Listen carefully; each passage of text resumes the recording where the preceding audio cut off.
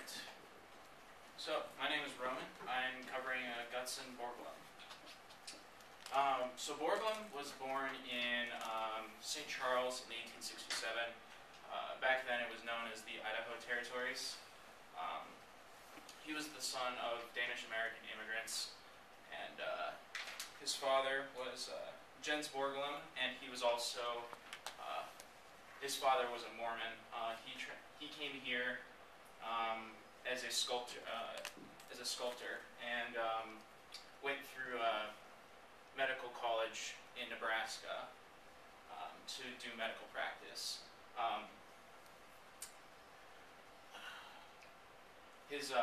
So Gutzon had two mothers, and his father's name was Jens.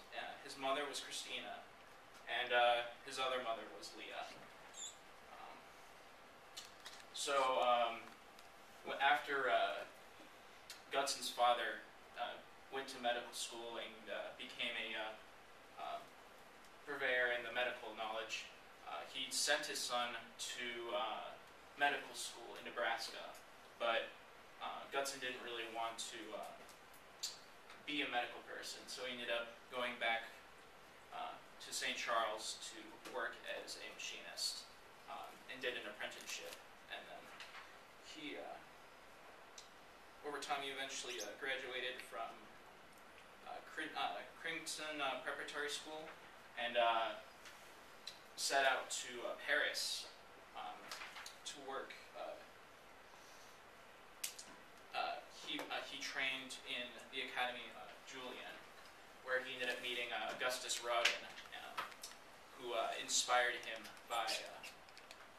with his sculpting techniques involving surface reflection, which led him to route Gutzon to do what he did.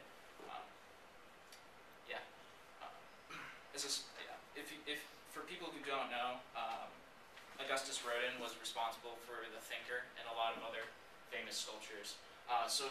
Gutzon, over the time after he did his training in Paris, he spent a lot of time around the United States doing various sculpting jobs. Here are two examples. So we've got competition. So Gutzon participated in a competition to make a statue of General Philip Sheridan, and upon winning the competition, he was met by Theodore Roosevelt, the current president of the time, which was pretty cool.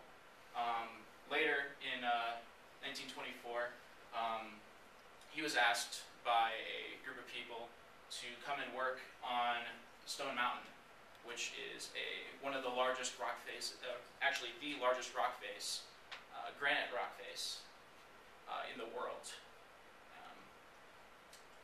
Actually, can you stay back? Okay. So this was actually Stone Mountain in particular was done by a pretty interesting method. He ended up projecting an image up against the whole granite wall in order to get the proper shaping. Okay. So, moving on, amongst all the things that Gutzon did during his lifetime, his greatest accomplishment was Mount Rushmore. Mount Rushmore was a 14-year project starting in 1927 and going all the way through until 1941. He had an assistant sculptor with him and 300 people. His assistant sculptor was Ivan Hauser. The 300 people some of them were people that worked in the area, so you had like farmers, miners, and hobos, so people that just came in looking for work. He provided jobs for them. So what you see right here is a model of Mount Rushmore. He was as you know, Gutzon was a sculptor, and so what he decided to do was he came up with a 1 to 12 scale. So everything that you see here is a 12th of the scale of what Mount Rushmore was planned to be.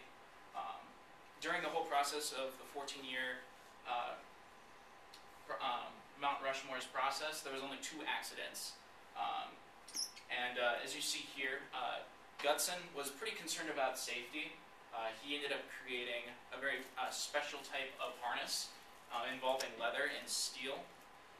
So you had like a steel platform with a leather strap, which was sort of an interesting predicament because the harnesses were attached to the top of Mount Rushmore, and they had a crane system at the bottom, as well as a catboy at the top. So in order to move around, they had to communicate with the guy at the top and then radio down at the bottom just to move around. These guys also had to carry around 50-pound power jacks, as well as having to excavate with dynamite. Back. So while Mount Rushmore was Gutson's greatest sculpture, as well as his last, Mount Rushmore was constructed through the Depression, so he projected actually that the process would have only taken 4 years, but it ended up taking way longer, and unfortunately he died before it was finished due to some surgery, minor surgery. Nobody really saw it coming. So after he died, his legacy was picked up by his son, Lincoln Borglum. Gutson died at the age of 74, and that was in 1941. So on the left here, you see Gutson with his son on the right, and a picture of the finalized Mount Rushmore. Mount Rushmore, because Gutson died early on, before it was finished, Gutson actually had a lot of plans for what he was going to do with the sculpture. The whole Mount Rushmore was actually supposed to go down to each of the president's waists, but due to the fact that Gutson died and they were also running low on funds, Lincoln ended up just spending the last year or two just finishing up and polishing everything. All right. Do you guys have any questions? What was the cost of Mount Rushmore? I was looking around for that sort of information, but it didn't really.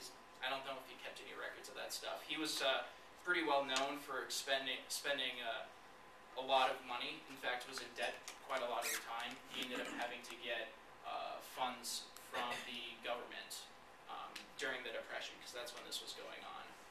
Any other? Where is Stone Rock located? Stone Rock?